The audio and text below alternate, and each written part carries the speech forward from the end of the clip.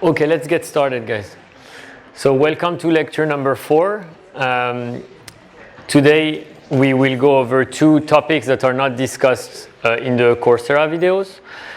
You've been learning C2M1 and C2M2, if I'm not mistaken. So you've learned about what an initialization is, how to tune neural networks, what test validation and train sets are. Today we're going to go a little further. You should have the background to understand 80% of this lecture. There's going to be 20% that I want you to look back after you've seen the batch norm videos, for those of you who haven't seen them. So we'll split the lecture in 2 parts. And I put back the attendance code at the very end of the lecture, so don't worry. One topic is attacking neural networks with adversarial examples. The second one is generative adversarial networks. And although these 2 topics have a common word, which is adversarial, there are 2 separate topics. You will understand why it's called adversarial in both cases. So let's get started with adversarial examples. And in 2013, Christian Szegedy and his team have published a paper called Intriguing Properties of Neural Networks. What they noticed is that neural networks have kind of a blind spot. A spot for which several machine learning, including the state-of-the-art ones that you will learn about, VGG 16, 19, inception networks, and residual networks, are vulnerable to something called adversarial examples. These adversarial examples, you're going to learn what it is in 3 parts. First, by explaining how these examples in the context of images can attack a network in their blind spot and make the network classify these images as something totally wrong. How to defend against these type of examples, and why are networks vulnerable to these type of examples. This is a little bit more theoretical, and we're going to go over it on the board.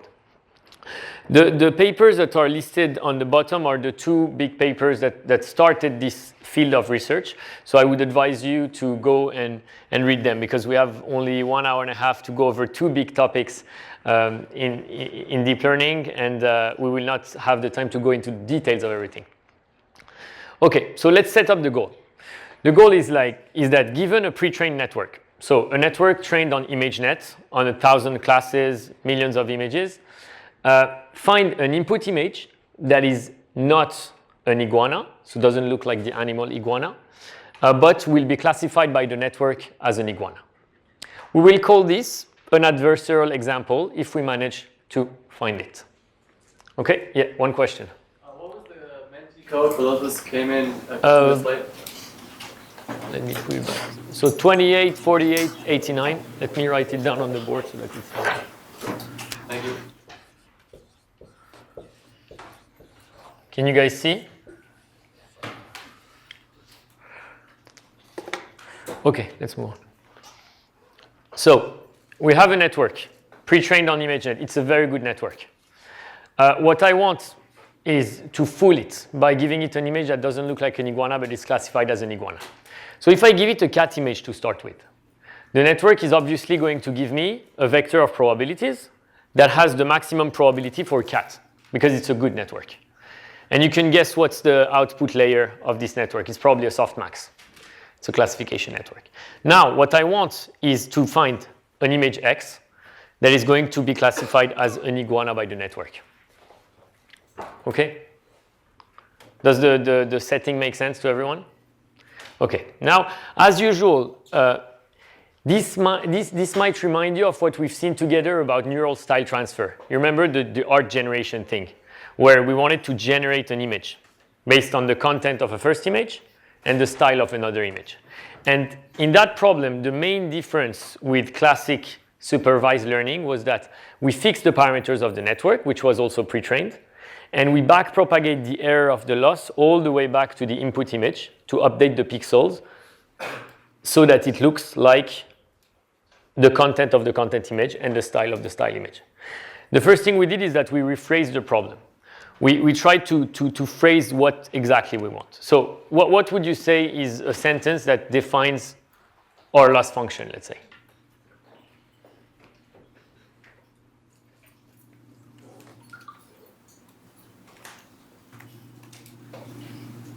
Any ideas?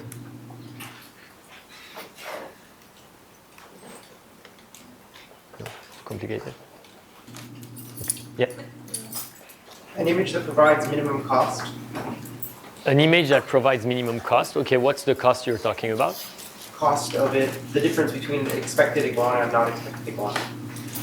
Expected iguana and non-expected iguana. What do you mean exactly by that? So if we were sort of going back to the training stage, if we were trying to train it on an image, we would want it to think that this is an iguana. Yeah. Okay. So you want this image to minimize a certain loss function, and the loss function would be the distance metric between the output you're looking for and the output you want. Okay, yeah. So I would say we want to find x, the image, such that y hat of x, which is the result of the forward propagation of x in the network, is equal to y iguana, which is a one hot vector with the 1 at the position of iguana. Does that make sense? So now based on that, we define our loss function, which can be an L2 loss, can be an L1 loss, can be a cross entropy. In practice, this one works better. So you see that minimizing this loss function would lead our image x to be outputted as an iguana by the network. That makes sense? And then the process is very similar to neural site transfer, where we will optimize the image iteratively. So we will start with x, we will forward propagate it, compute the loss function that we just defined. And remember, we're not training the network, right? We just take the derivative of the loss function all the way back to the input and update the input using a gradient descent algorithm until we get something that is classified as an iguana. Yeah, any question on that?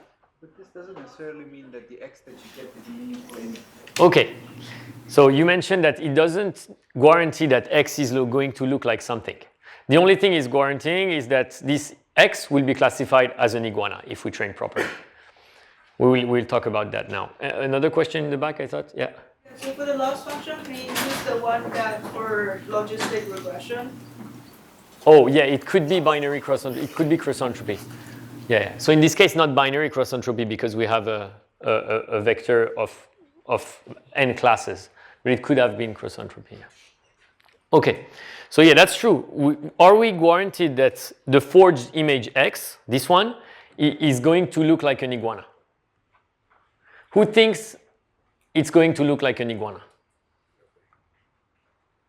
A few. Who thinks it's not going to look like an iguana? Okay, majority of people. So can someone tell me why it's not going to look like an iguana?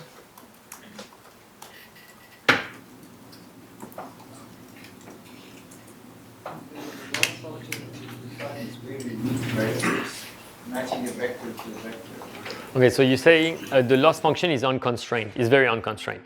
So we didn't put any constraint on what the image should look like. That's true. Actually, the answer to this question is it depends. We don't know. Maybe it looks like an iguana, maybe it doesn't. But in terms of probabilities, it's high chance that it doesn't look like an iguana. So the reason is here. Let's say this is our space of input images. And the interesting thing is that even if as human on a daily basis we deal with images of the real world, so like, I mean, if you look at a TV that is totally buggy, you see pixels, random pixels, but in other contexts we usually see real world distribution images. A network is deterministic. It means it takes any image. Any input image that fits the first layer would produce an output, right? So this is the whole space of input images that the network can see. This is the space of real images. It's a lot smaller. Can someone tell me what's the size of the space of possible input images for a network? Sorry? Infinite? Infinite? Yeah. It's not infinite. It's a lot, but it's not. number of pixels to the power of the number of grayscale values. Okay. Yeah, there is an idea here. Someone there? I think it's the same thing, but just number of possible pixel permutations. Yeah, that's true. So more precisely, you would start with how many pixel values are there. There are 256 pixel values. And then what's the size of an image? Let's say 64 by 64 by 3. And your results would give you 256. So you fix the first pixel, 256 possible value. Then the second one can be anything else. Then the third one can be anything else. And you end up with a very big number. So this is a huge number. And the space of real images is here. Now, if we had to plot the space of images classified as an iguana, it would be something like that, right? And you see that there is a small overlap between the space of real images and the space of images classified as an iguana by the network. And this is where we probably are not. We're probably in the green part that is not overlapping with the red part because we didn't constrain our optimization problem. Does that make sense? Okay. Now we're going to constrain it a little bit more because in practice, these type of attacks are not too dangerous because as a human, we would see that the pictures look like garbage. The dangerous attack is if the picture looks like a cat, but the network sees it as an iguana and humans see it as a cat. Can someone think of like malicious applications of that? Face recognition. You could show a face of, you could show your picture of your face, but push the network to think it's a face of someone else. What else? Yeah. Breaking CAPTCHAs and breaking like anti-bot detection. Yeah, breaking CAPTCHAs. If you know what output you want, you can force the network to think that this CAPTCHA, this input CAPTCHA is the output it's looking for.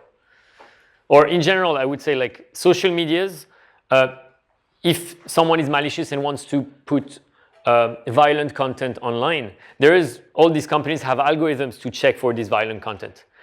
If people can use adversarial examples that look still violent but are not detected as violent by the algorithms using this methodology, they could still publish their violent pictures. Think about self-driving cars. A stop sign that looks like a stop sign for everyone, but when the self-driving car sees it, it's not a stop sign. So these are malicious applications of adversarial examples, and there are a lot more. Okay, and in fact, the picture we generated previously would look like that. It's nothing special. So now, let's constrain our problem a little bit more. We're going to say we want the picture to look like a cat, but be classified as an iguana. Okay. So now, same. We have our neural network. If we give it a cat, it's going to predict that it's a cat. What we want is still give it a cat, but predict that it's an iguana. Okay. I'll go quickly over that because it's very similar to what we did before. So I just put back what we had on the previous slide. Okay, exactly the same thing. Now, the way we rephrase our problem will be a little different. Instead of saying we want only y hat of x equals y iguana, we have another constraint. What's the other constraint?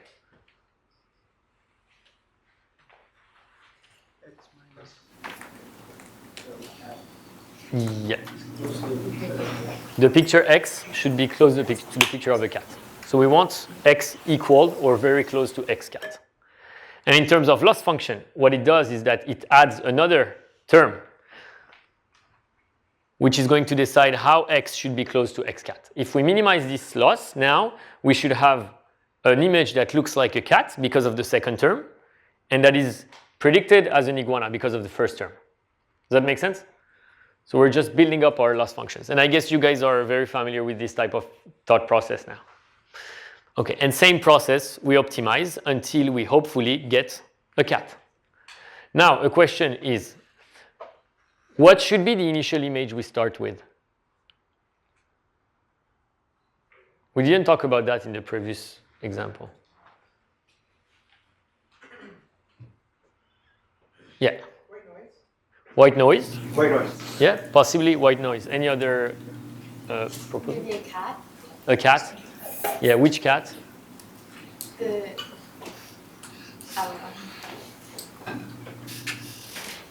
I don't know. Probably the cat that we put in the loss function, right? Because it's the closest one to what we want to get. So if we want to have a fast process, we'd better start with exactly this cat, which is the one we put in our loss function here, right? If we put another cat, it's going to be a little longer because we have to change the pixel of the other cat to look like this cat. That's what we told our loss function. If we start with white noise, it will take even longer because we have to change the pixels all the way so that it looks real and then it looks like a cat that we defined here. So yeah, the best thing would be probably to start with the picture of the cat. Does that make sense? And then move the pixel so that this term is also minimized. Yeah. So So when you write that loss function, it seems like you're implicitly saying that what a human sees as a cat will just be like minimizing the RMSE error to the actual cat picture, right? Yeah. But is that, I mean, I thought that RMSE error was actually a really bad way to gauge whether or not a human like saw two images as similar. Yeah, this is empirical, the fact that we use that type of loss function. But in practice, it could have been any distance between x and x cat and any distance between y hat and y cat, yeah. And y iguana, sorry. Yes?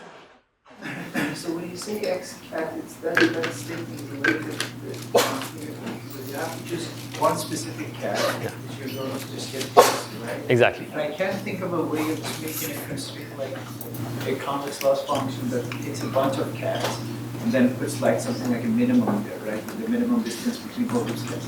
Can we instead look at this y vector and tweak the probabilities, like 0.5 to 0.5 probabilities of iguana and cat?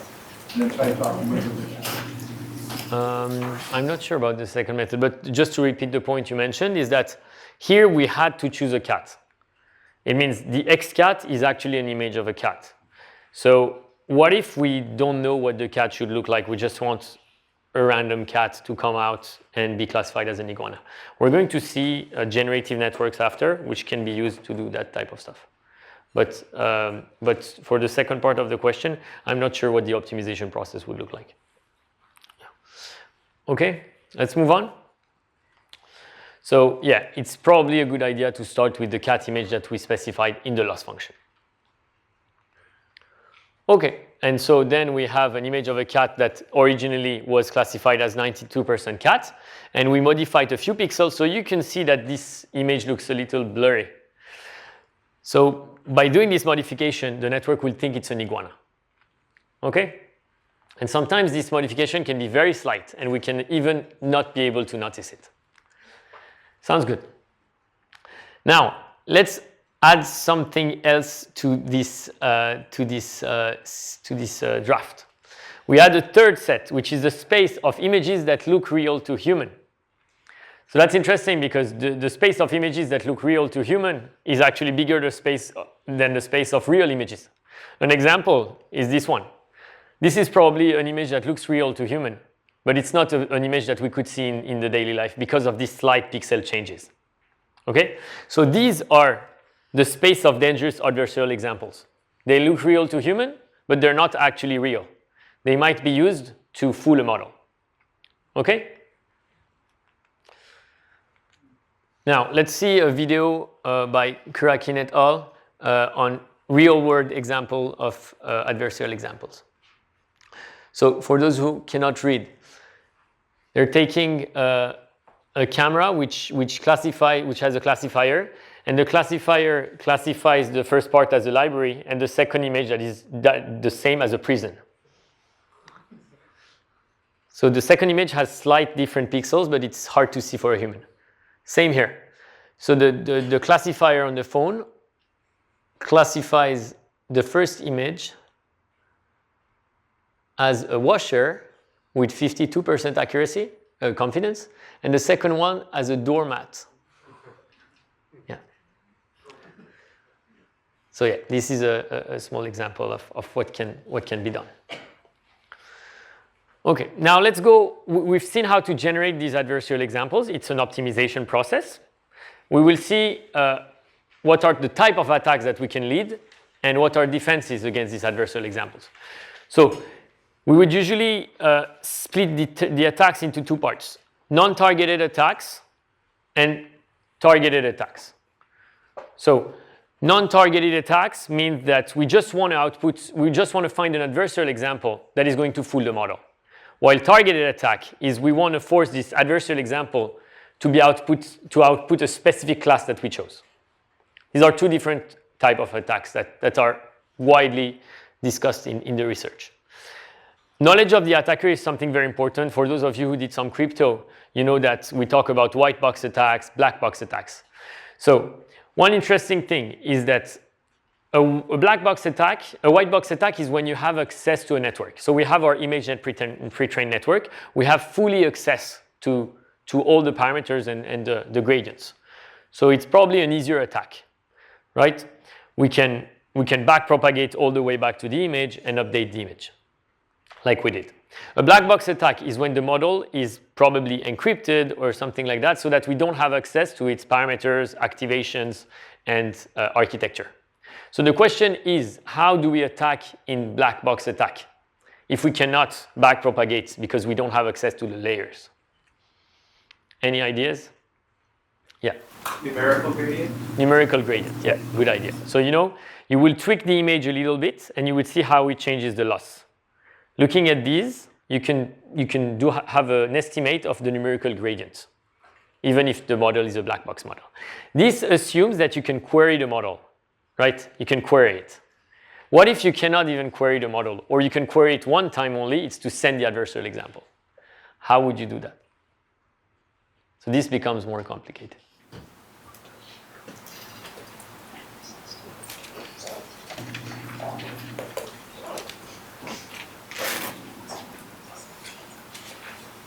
So there is a very complex property of this adversarial example is that they're highly transferable. It means I have a model here that is an animal classifier. Okay? I don't have access to it. I cannot even query it. I still want to fool it. What I'm going to do is that I'm going to build my own animal classifier, forge an adversarial example on it. It's highly likely that it's going to be an adversarial example for the other one as well. So this is called transferability. And it's still a research topic. Okay?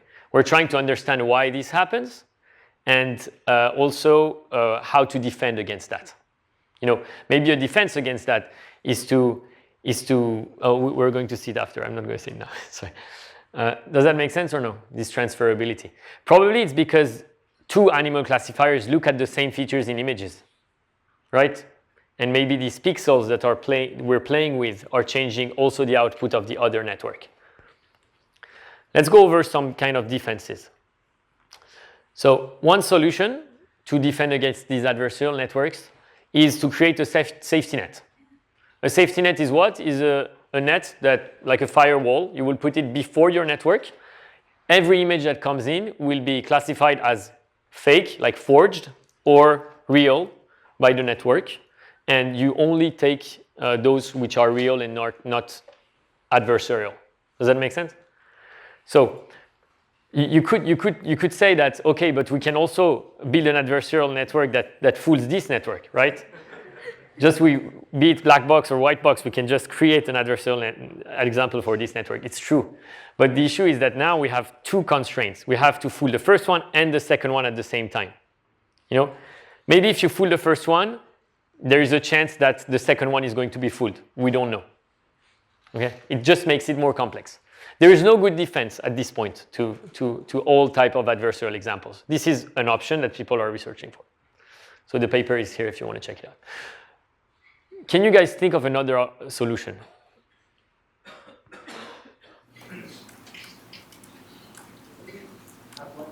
Yeah. Multiple types of loss functions and train on each of them. Then an adversarial which is better for one of the loss functions, probably not right. Train on multiple loss functions, so different networks? Yes. So you're talking about ensembling. Maybe we can create 5 networks to do our tasks, and it's highly unlikely that the adversarial example is going to fool the 5 networks the same way, right? Any other ideas? Yes? Generate adversarial examples and train on them. Exactly. Generate adversarial examples and train on those. Okay? So you will generate a cat image that is adversarial. So some pixels have been changed to fool a network. You will label it as the human sees it, so as a cat, because you want the network to still see that as a cat, and you will train on those. The downside of that is that it's very costly. We've seen that generating adversarial examples is super costly. And also, we don't know if it can generalize to other adversarial examples. Maybe we're going to overfit to the ones we have. So it's another optimization problem. Now, another solution is to train on adversarial examples at the same time as we train on normal examples. So look at this loss function. This loss function, the loss new, is a sum of 2 loss functions. One is the classic loss function we would use. So let's say cross entropy in the case of a classification. And the second one is the same loss function, but we give it the adversarial version of x. So what's the complexity of that at every gradient descent step?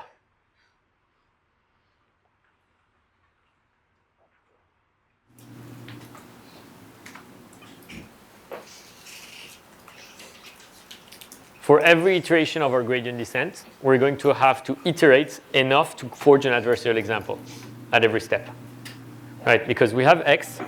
What we want to do is forward propagate x to the network to compute the first term, generate x adversarial with the optimization process, and forward propagate it to calculate the second term, and then back propagate over the weights of the network.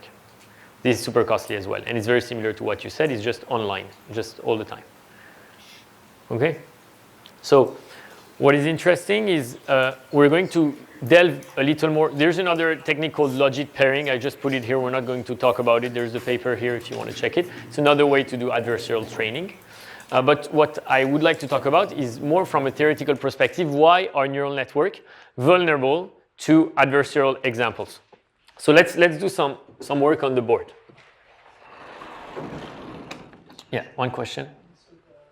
It looks to me, so when you want to enforce the eventual image, the final image to look like a cat, right? So you expect it to be a cat plus some kind of noise, right? So can't you just do some kind of denoising on the image that is given to you and then pass it through the network? Denoising is also a method that's been seen. But so the thing is that it's just like in crypto. Every time you come up with a defense, someone will come up with an attack. And it's a race between humans, you know? So this is the same type of problem. And security problems are often like that. Okay, so let's go over something interesting that is more on the intuition side of adversarial examples. So let me write down something. So one question we ask ourselves is, why do adversarial examples exist? What's the reason? And Ian Goodfellow and his team have came up with explaining with one of the seminal papers of adversarial examples, where they argue that although many people in the past have attributed this existence of adversarial examples to high nonlinearities of neural networks and overfitting, so because we overfit to a specific data set, we actually don't understand what cats are. We're just understanding what we've been trained on. They argue that it's actually the linear part of networks that is the cause of the existence of adversarial examples. So let's see why. And the example I'm going to look at is linear regression. So together we've seen logistic regression. Linear regression is basically the same thing without the sigmoid. So before the sigmoid, we have y hat equals wx plus b. So the forward propagation of our network is going to be y hat equals wx plus b. Okay? And our first example is going to be a 6-dimensional input.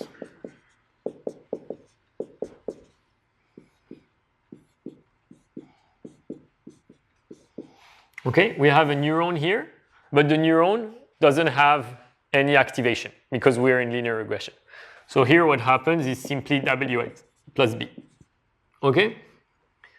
And then we get y hat.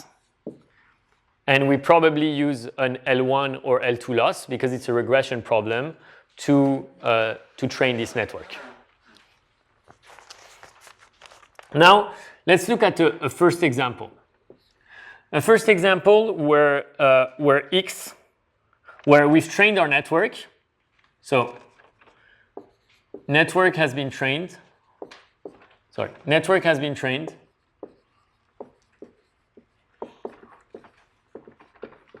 And converged to W equals 1, 3, minus 1, 2, 2, 3. This is W.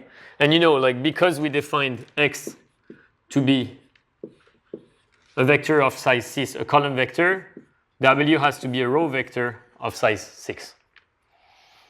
So the network converged to this value of W and B equals 0.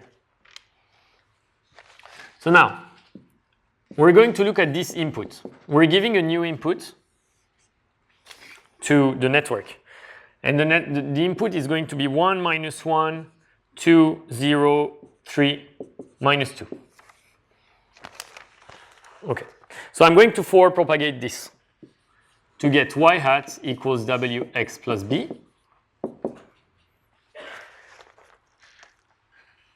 And this value is going to be 1 times 1, -3, -2, plus 0, plus 6, -6. If I didn't make a mistake. Up, up. 2, -3, plus 2. Okay. Okay, and so we basically get -4. Okay, so this is the first example that was propagated. Now, the question is, how to change x into x star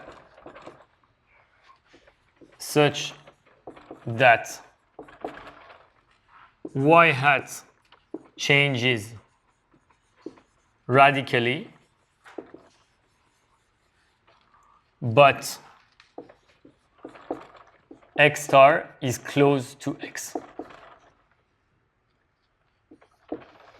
So this is basically the problem of adversarial examples. Can we find an example that is very close to x, but radically changes the output of our network? And we're trying to build intuition on adversarial neural networks. So the interesting part is to identify how we should modify x. And the intuition comes from the derivative. If you take the derivative of y hat with respect to x, you know that the definition of this term is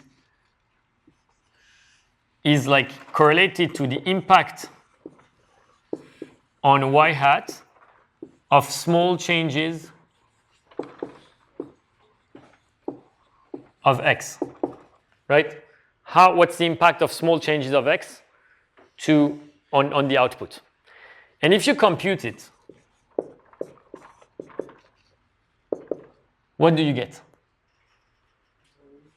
W?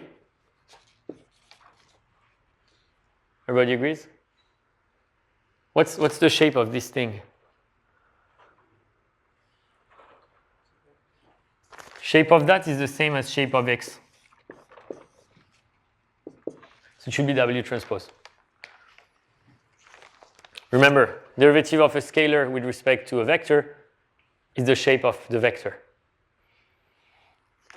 Okay, now it's interesting to see this because if we compute x star to be, let's say, x plus a small perturbation, like I will call it perturbation value. Yeah, sorry. And can you see the top one? You said yes or no? Okay. So what if x star equals x plus epsilon times W transpose? You know, and this epsilon, I will call it value of the perturbation. Now, if we forward propagate x star, it means we do y hat star equals W x star plus b, but b is 0 at this point. We're going to get Wx plus epsilon W times W transpose. And W times W transpose is a dot product, right? So this is the same as W squared.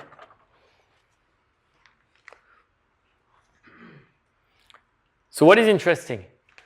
It's interesting because the smart part was that this term is always going to be positive. It means we moved a little bit x because we can make this change little by changing epsilon to a small value. But it's going to push y hat to a larger value, for sure, you know? And if I had a minus here instead of a plus, it would push y hat to a smaller value.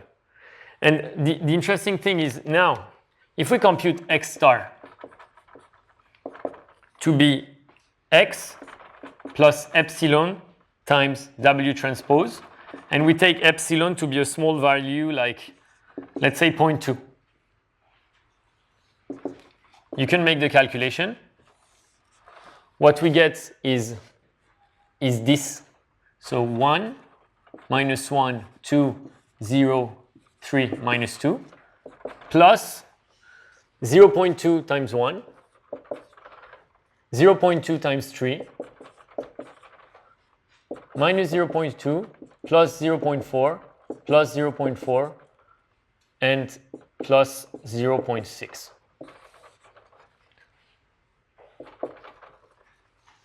So if you look at that, all the positive values have been pushed on the right. Do you agree? And all the negative values, sorry. No, that's my bad. No, that's not it. So let's finish the calculation and I'll give the insight after. 1.2 minus 0.4, 1.8, 0.4, 3.4, and minus 1.4. So this is our x star that we hope to be adversarial. Okay, let's compute y hat star to see what happens. It's w x star plus b, which is 0. So what we get when we multiply w by x star is 1.2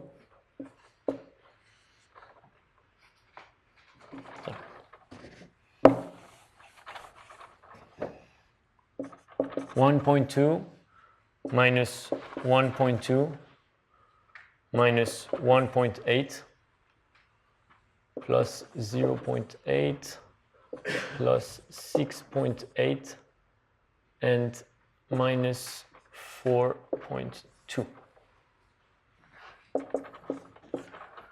which I believe is going to give us 0.5.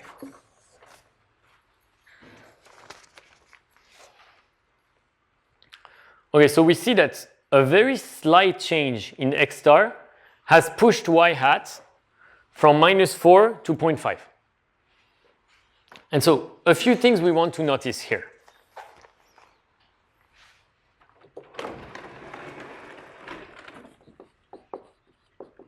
So insights on this small example.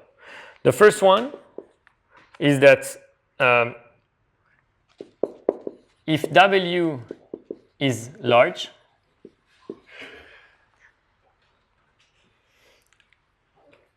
then x star is not similar to x, right? The larger the W, the less x star is likely to be like x. And specifically, if one entry of W is very large, xi, the pixel corresponding to this entry, is going to be very different from xi star. If W is large, x star is going to be different than x. So what we're going to do is that we're going to take sine of W instead of taking W. What's the reason why we do that? Because the interesting part is the sign of the W. It means if we play correctly with the sign of W, we will always push the x, this term W x star, in the positive side. Because every entry here, this multiplication is going to give us a positive number, right? And the second insight is that as x grows in dimension,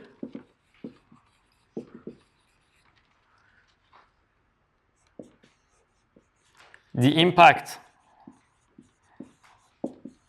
of plus epsilon sine of W increases. Does that make sense?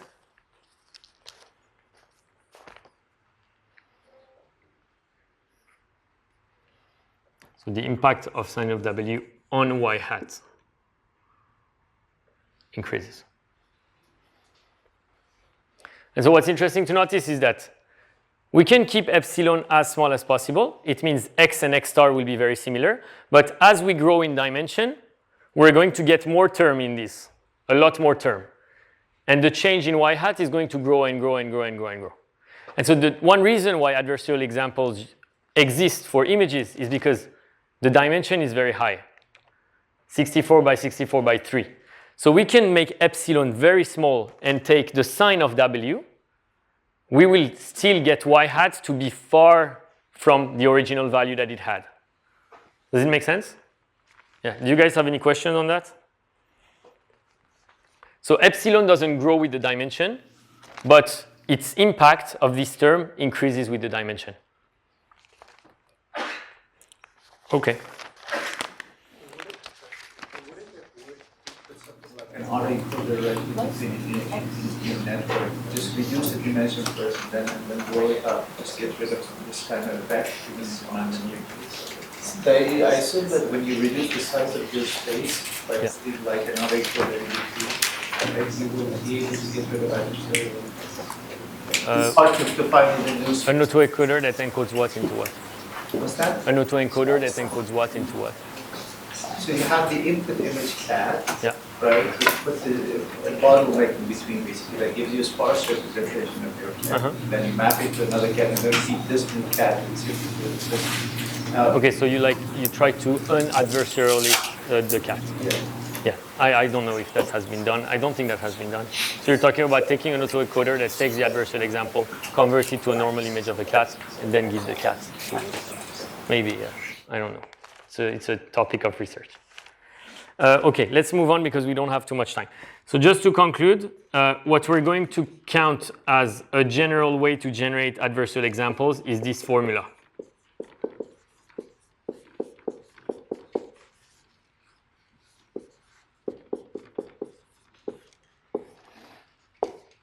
This is going to be a fast way to generate adversarial example. So this method is called the fast gradient sine method. So basically what we're doing is that we're linearizing the cost function in the proximity of the parameters. And we're saying that what applied to linear networks here is going to also apply for this general formula for deeper networks.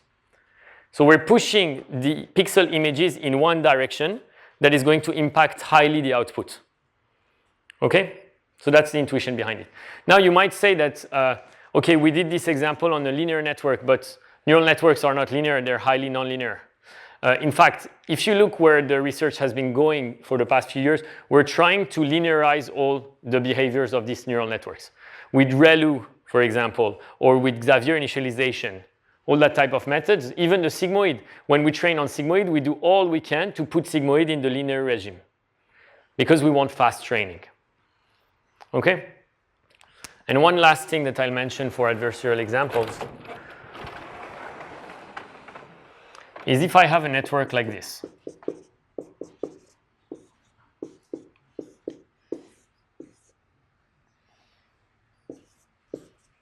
So fully connected with three-dimensional inputs, up, yeah. And then one here, and then the output. What's interesting is computing the chain rule on this neuron will give you that derivative of the loss function with respect to, let's say, x is equal to the derivative of the loss function with respect to z1, 1 here times derivative of z1, 1 with respect to x. Let's say we're going, there's actually a summation here. But anyway, just let me illustrate the point. What we're saying is that what we try to do with neural networks is to have this gradient be high. Because if this gradient is not high, we're not able to train the parameters of this neuron. Right? We need this gradient to be high. Because if you want to do the same thing with W1, which is the parameters related to this neuron, you would need to go to this train rule. Correct? So we need this gradient to be high. And if this gradient is high, the gradient with respect to the input is also going to be high. Because you use the same gradient in the chain rule. So networks that have high gradients and that are operating in the linear regime are even more vulnerable to adversarial examples because of this observation. So any question on adversarial examples before we move on? I think we don't have time, and I would like to go over the GANs with you guys. So let's move on to GANs. I'll stick around to answer questions on that part. So the general question we're asking now is, do neural networks understand the data? Because we've seen that some data points look like they would be real, but the neural networks don't understand it. So more generally, can we build generative networks that can mimic the real world distribution of images, let's say? And this is what we will call generative adversarial networks. We'll start by motivating it, and then we'll look at something called the minimax game between two networks, a generator and a discriminator, that are going to help each other improve. And finally, we'll see that GANs are hard to train. We'll see some tips to train them, and finally go over some nice results and methods to evaluate GANs. Okay? So the motivation behind generative adversarial networks is to endow computers with an understanding of our world. Okay? So by that, we mean that we want to collect a lot of data, use it to train a model that can generate images that look like they're real, even if they're not. So a dog that has never existed can be generated by this network. And finally, the number of parameters of the model is smaller than the amount of data. We already talked about that. And this is the intuition behind why a generative network can exist.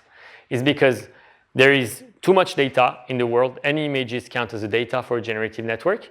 And there are not enough parameters to mimic this data.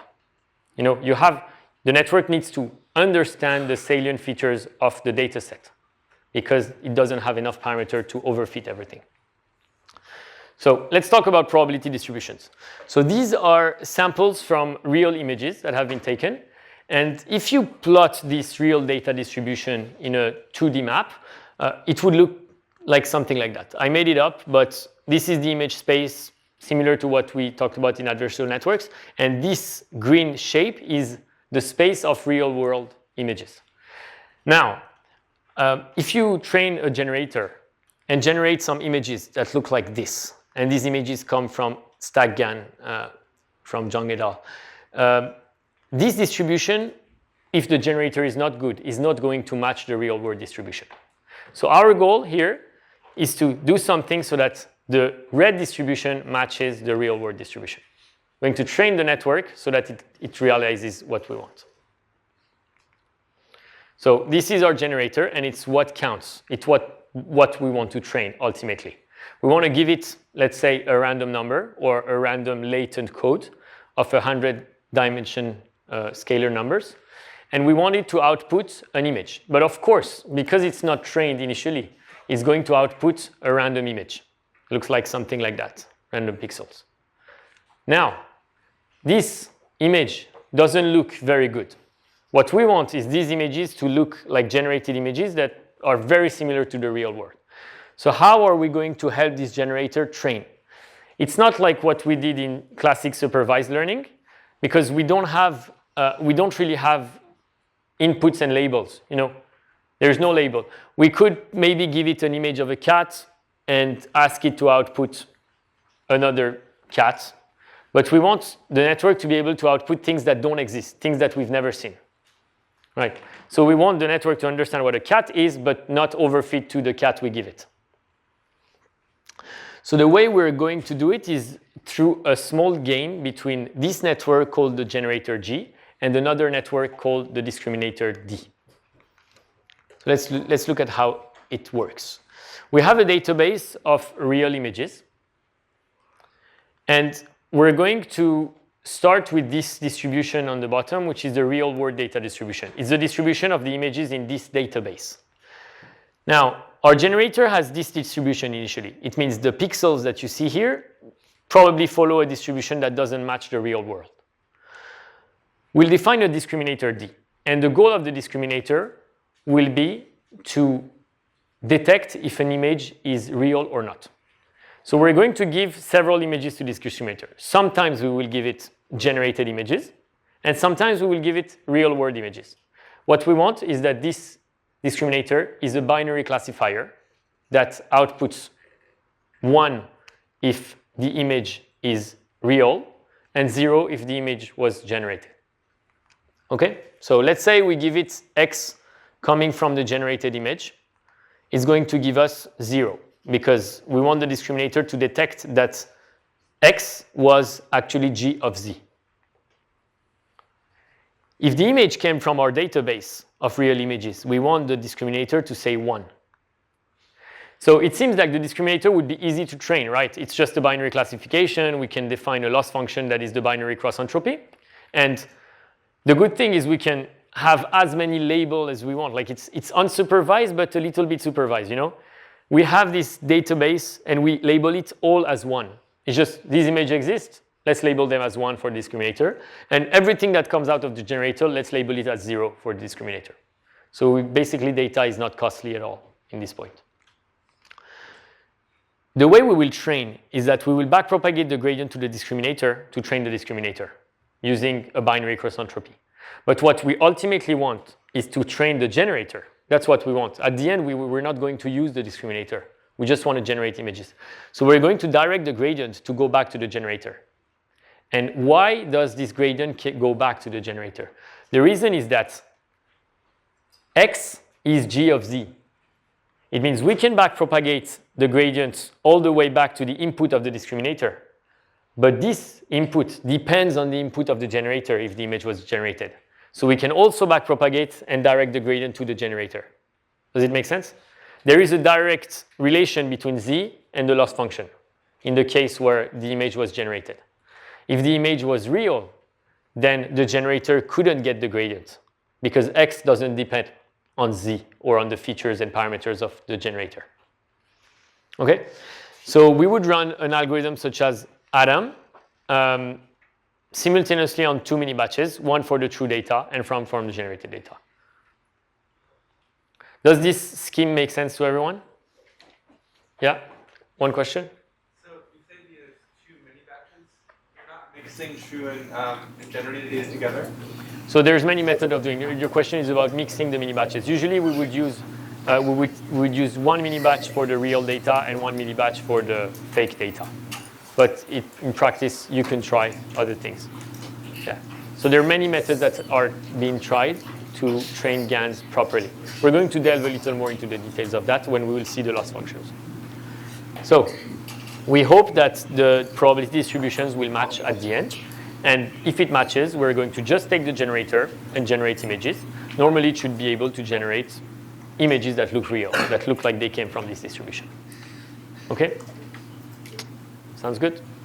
So now let's talk more about the training procedure and try to figure out what the loss functions should be in this case. What should be the cost of the discriminator?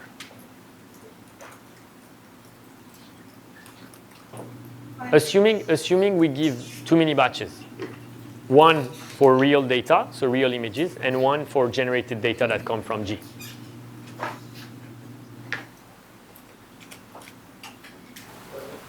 Yes?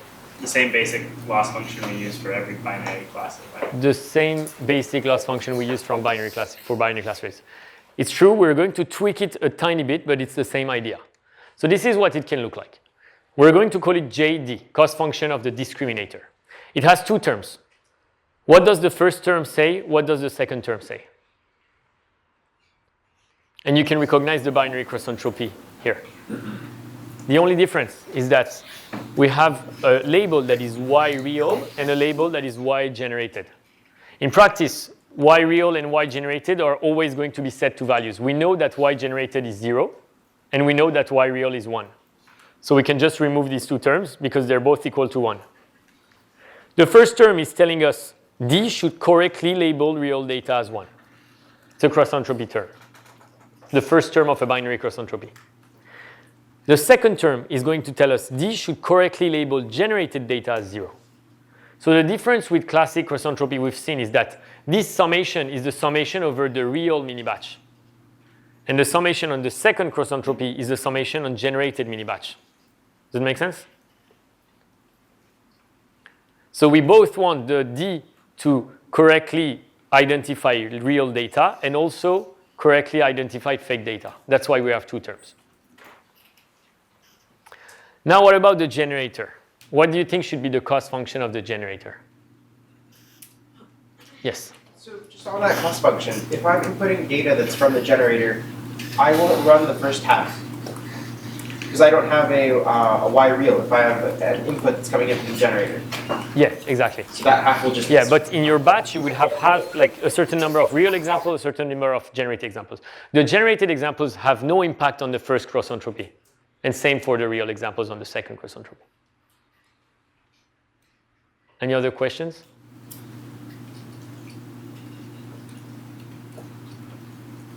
Okay. So coming back to the cost of the generator, what should it be? This is a tiny bit complicated. Let's move on because we don't have too much time. The cost of the generator basically should say that G should try to fool D. The goal is for G to generate real samples. And in order to generate real samples, we want to fool D. If J managed to fool D and D is very good, it means G is very good, right? The problem is that it's a game because if D is bad and G fools D, it doesn't mean that G is good. Because D is bad, it doesn't detect very well the real versus fake examples. We want D to go up, to be very good, and G to go up at the same time until the equilibrium is reached at a certain point where D will always output one half, like random probabilities, because it cannot distinguish the samples coming from G versus the real samples.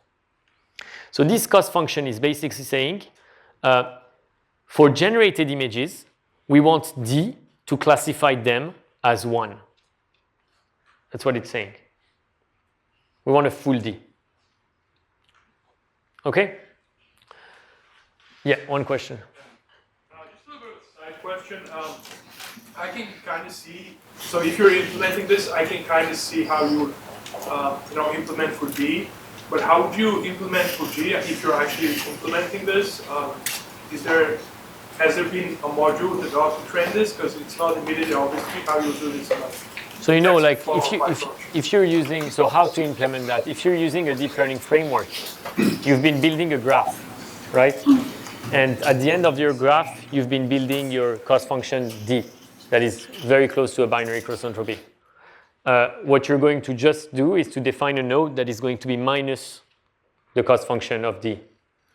And it's going, every time you're going to call the function J of G, is going to run the graph that you define for J of D and run an opposition operation, an opposite operation. Yeah. So now you have two different cost functions, right? How can you propagate gradients back the same way? Because you have two different cost functions. Propagate gradients back the same way. We're not going to propagate the same way. We're going to turn into a minus sign for the generator. So you back propagate on D, and when you back propagate on G, you would flip the sign. That's all we do. It's the same thing with the sign flipped. In terms of implementation, it's just another operation. Okay, now let's look at something interesting. Is that this logarithm? Let's look at a graph of the logarithm.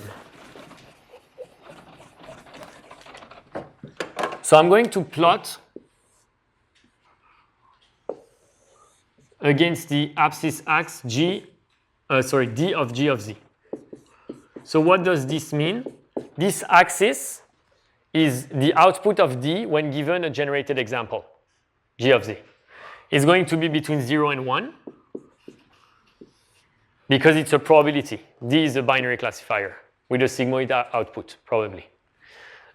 If we plot logarithm of x, so like this type of thing, this would be log of d of g of z.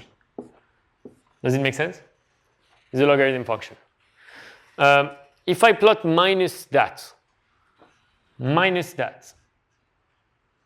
so let me plot minus logarithm of g of d of z, or let me do something else. Let me plot logarithm of minus d of g of z. This is it. Do you guys agree?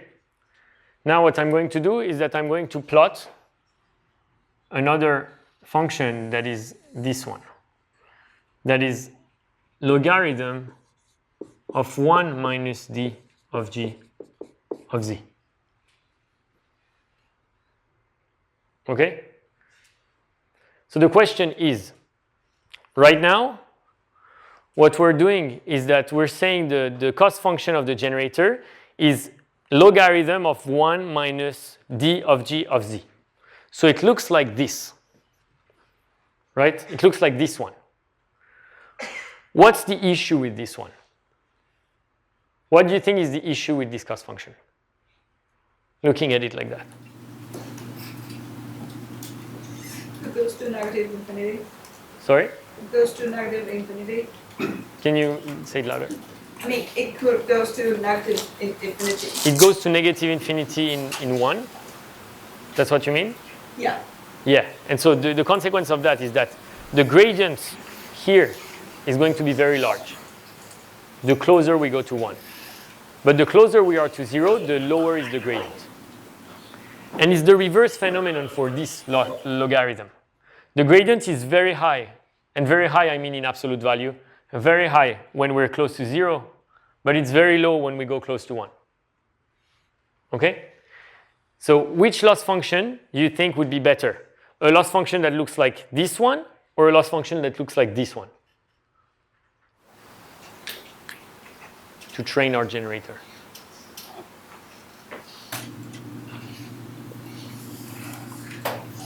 The broader question is, where are we early in the training? Are we close to here, or are we close to there? What does it mean to be close there, to 1? You're fooling the network. It means that D thinks that generated samples are real. You're here. This place is the contrary.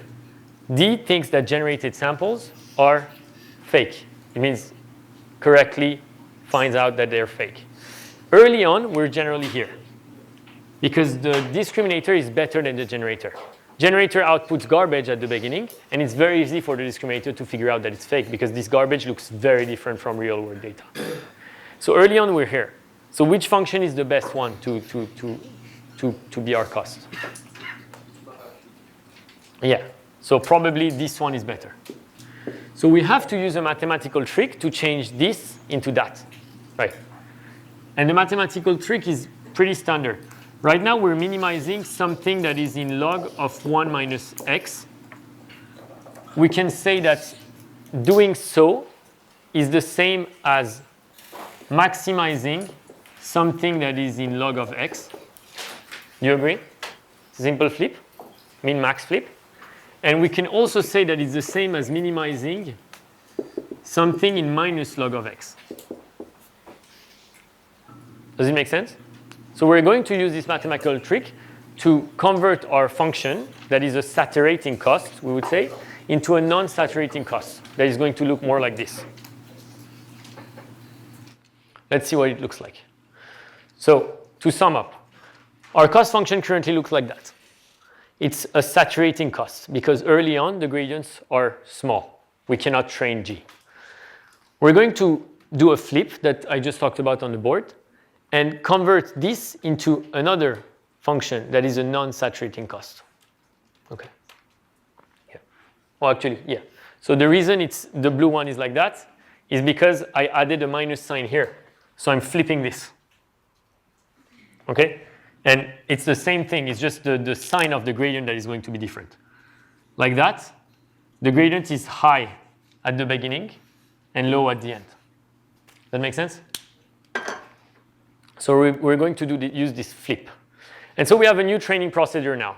where j of d didn't change, but j of g changed. We have a minus sign here, and instead of the log of 1 minus d of g of z, we have the log of d of g of z.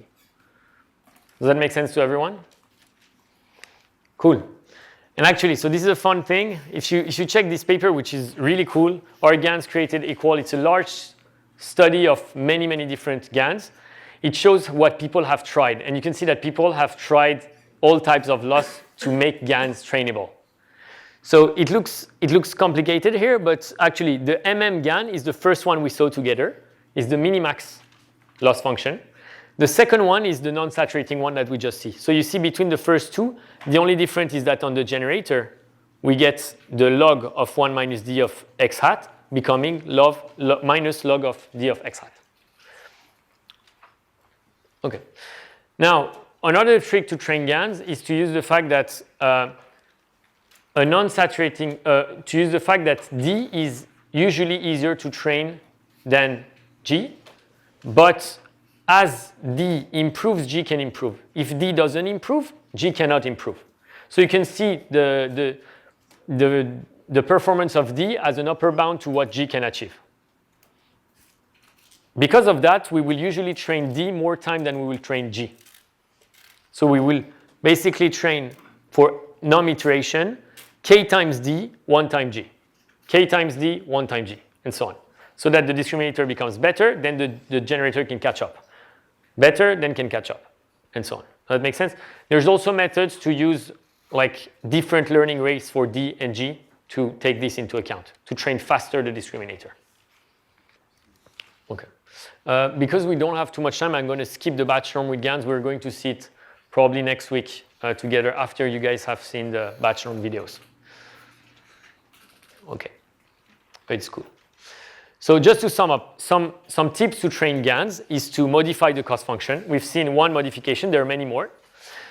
Keeping D up to date with respect to G, so updating D more than you update G. Using virtual batch norm, which is a derivative of batch norm. So it's a different type of batch norm that is used here. And something called one-sided label smoothing that I'm not going to talk about it today because we don't have time. So let's see some nice results now, and that's the funny part. So some of you have worked with word embeddings, and you might know that word embeddings are vectors that can encode the meaning of a word, and you can compute operations sometimes on these words. So if you take king minus queen, it should be equal to man minus woman. Operations like that happen in the space of encoding. So here's the same. You can use a generator to generate faces. And the paper is listed on the bottom here. So you give a code that is a random code, and it will give you an image of a face. You can give it a second code. It's going to give you a second image that is different from the first one because the code was different. You can give it a third one. It's going to give you a third face. The fun part is if you take code 1 minus code 2 plus code 3, so basically image of a man with glasses minus image of a man plus image of a woman will give you an image of a woman with glasses. So this is interesting because it means that linear operation in the latent space of codes have impact directly on the image space. Okay, let's look at something even better. So you can use GANs for image generation. Of course, these are very nice samples. You see that sometimes GANs have problem with I don't know. I don't think that's a dog, but these are StackGAN++ is a very impressive GAN that has been state of the art for a long time. Okay, so let's see something fun. Something called image-to-image translation. So actually, the project winners last quarter in spring was a project dealing with exactly that, generating satellite images based on the map image. So given the map image, generate the satellite image using a GAN. So you see that instead of giving a latent code that was 100 dimensional, you could give a very detailed code. The code can be this image, right? And you have to find a way to constrain your network in a certain way to push it to output exactly the satellite image that corresponded to this map image. There are many other results that are fun, converting horses to zebras and zebras to horses. and apples to oranges and oranges to apple. So let's do a case study together. Let's say our goal is to convert horses to zebras on images and vice versa. Can you tell me what data we need? Let's go quickly so that we have some time. Horses and zebras? Yeah, horses and zebras. Do you need pair images? You know, like, do you need to have the same image of a horse as a zebra? No. Yeah, so the problem is, okay, we could have labeled images, you know, like a horse and its zebra doppelganger in the same position. And we could train a network to take one and output the other. Unfortunately, not every horse has a doppelganger that is a zebra, so we cannot do that. So instead, we're going to do unpaired generative adversarial networks. It means we have a database of horses and a database of zebras. But these are different horses and different zebras. They're not one-to-one. There's no one-to-one mapping between them. There's no mapping at all. What architecture do you want to use? Nice. Again. It's not a fully connected. Okay, so let's see about the architecture and the cost. So I'm going to go over it quickly because it's a very fun GAN, but it's called cycle GAN.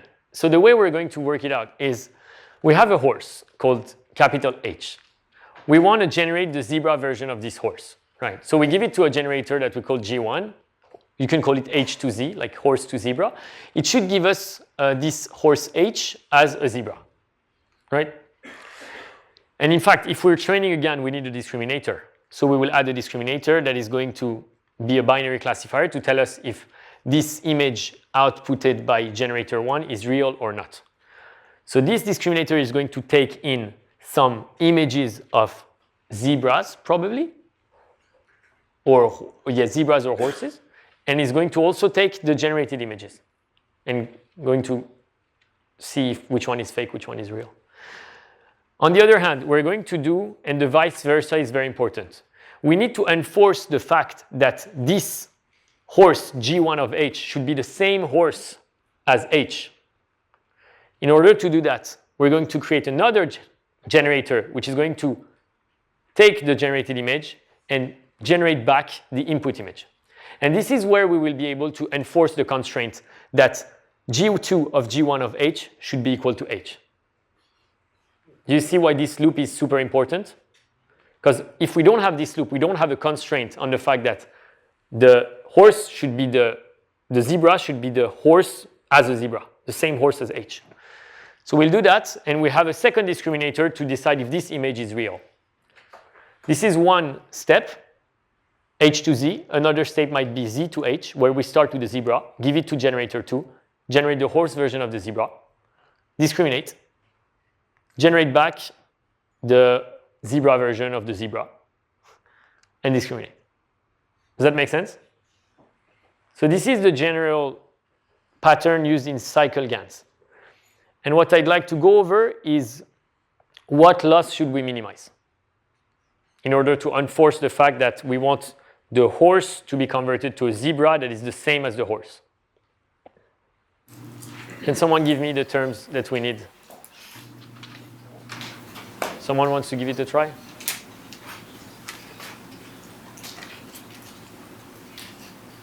Go for it. 2 minutes. Yes. So you want to make sure that the picture in the end that is of the zebra that you started off with matches the zebra that you started in with, or the horse that you started off with matches the horse that you had originally. Okay. But at the same time, you also need to have discriminator 2 identifying that the image is a real zebra or a real horse. Yeah. Because you don't want it to just sort of input in the sample image and then output back to you the sample image. Yeah, correct. So I think you'd want to add the output of the cost function from discriminator 2 to the cost that you get for comparing the two starting images. Okay, that's correct. So you're saying we need the classic cost functions that we've seen previously, plus another one. That is the matching between H and G2 of G1 of H, and Z and G1 of G2 of Z. Yes. Correct. So we'll have all these terms. One term to train D1, which is the classic term we've seen. Differentiate real images from generated images. G1 as well. Same. We are using the non-saturating cost on generating images. Same for D2, same for G2. These are classics. The one we need to add to all of these is the cycle cost, which is the distance between this term, G2 of G1 of H and H, and the same thing for zebras. Does that make sense? So you have the intuition to build that type of losses. We just sum everything and it gives us the cost function we're looking for. Yeah? Can we use the same D1 as D2? Uh, Same person to recognize the oh, the same cost function for D1 and D2? Yeah, that you So have the same you could, but it's not going to work that well. I think there's a tiny mistake here, is that the zi here, the small zi should be small hi, and the small hi on top should be a small zi, because the discriminator 1 is going to receive generated samples that look like zebras because it came out of G1. So you want the real database that you give it to be zebras as well, to force the generator 1 to output things that look like zebras, and vice versa for the second one. Okay? And this is my favorite. So you can convert a ramen to a face and back to a ramen. This is the most fun application I've found. And it's from Naritomi et al. And Takuya Tako. So it's Japanese research lab are working hard to do face to ramen. Super. Yeah, and actually in 2 to 3 weeks you will learn object detection, to detect faces. And if you learn that, maybe you can start a project to like detect a face and then replace it by a ramen. It goes on and on. It's also funny work by Naritomi. Okay, oh, this is a super cool application as well. So let's look at that. Okay, so we have, so this model is a conditional GAN that was conditioned on learning edges and generating cats based on the edges. So I'm gonna try to draw a cat. Okay, sorry, I cannot see. Okay, I'm not a good drawer.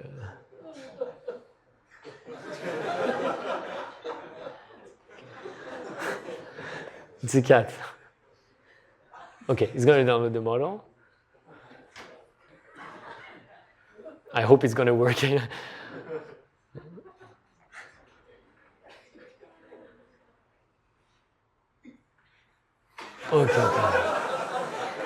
Okay, I don't think it worked, but it's supposed to work. So you can generate cats based on edges, and you can do it for different things. You can do it for a shoe. So all these models have been trained for that. Okay? Yes, go for it. So for this model, would you have to specifically train it for the domains that you want it to generate, like so buildings, cats, and shoes in this case? Sorry, can you repeat? Is it generalizable, or would you have to train it specifically for the domain? You have to train it specifically for the domain. So like these models are different models that have been trained. Okay. Okay, I'm looking for my presentation. I lost it.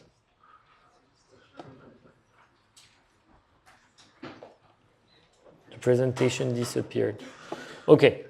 Another application is super resolution. You can give a lower resolution image and generate the super resolution version of it using GANs. And this is pretty cool because you can get a high resolution image, downsample it, and use this as the minimax game, Like you have the high resolution version of the lower resolution image. Other applications can be privacy preserving. So some people have been working on, in the medical space, privacy is a huge issue. You cannot share data set among hospitals, among medical teams, it's common. So people have been looking at generating a data set that looks like a medical data set. If you train a model on this data set, it's going to give you the same type of parameters than the other one, but this data set is anonymized. So they can share the anonymized data with each other and train their models on that without being able to access the information of the patient and who it is. Manufacturing is important as well. So GANs can generate very specific objects that can replace bones for humans, personalized to the human body. So same for dental. If you lose a teeth, the technician can take a picture and decide what the crown should look like. The GAN can generate it. Another topic is how to evaluate GANs. You might say we can just look at the images and see if they look real, and it will give us an idea if the GAN is working well. In practice, it's hard because maybe the images you're looking at are overfitting images from the real samples you gave to the discriminator. So how do you check that? It's very complicated. So human annotation is a big one, where you would build a software, push it on the cloud, and people around the world are going to select which images look generated, which images look not generated, to see if a human can compare your GAN to real-world data and how your GAN performs. So it would look like that. A web app indicates which image is fake, which image is real. You can do different experiments, like you can show very quickly an image for a fraction of a second and ask them, was it real or not? Or you can give them unlimited time. Different experiments can be led. There's another one that is more scalable because the human annotation is very painful. Every time you train a GAN, you want to do that to verify if the GAN is working well. It takes a lot of time. So instead of using humans, why don't we use a very good network that is good at classification? In fact, the Inception network is a tremendous network that does classification. We're going to give our image samples to this Inception network and see what the network thinks of this image. Does it think that it's a dog or not? Does it look like a dog for the network or not? And we can scale it and make it very quick. And there's an Inception score that we can talk next week about when we'll have time. It measures the quality of the samples, and also it measures the diversity of the sample. I'll go over it next week, hopefully. There's another distance that is very popular, that has been growingly popular recently, called the Freshe Inception distance. And I'll advise you to check some of this paper if you're more interested in it for your projects. So just to end, for next Wednesday, we'll have C2 and 3 and also the whole C3 modules. You'll have 3 quizzes. Be careful, these 2 quizzes, C3M1 and C3M2, are longer than normal quizzes. They're like wide case studies. So take your time and go over it. And you'll have 1 programming assignment. Make sure you understand the batch norm videos so that we can go over the virtual batch norm hopefully next week together. And hands-on section this Friday. You will receive your project proposal as soon as possible and meet with your project TAs to go over the proposal and to make decisions regarding the next steps for your projects. I'll stick around in case you have any questions. Okay, thanks guys.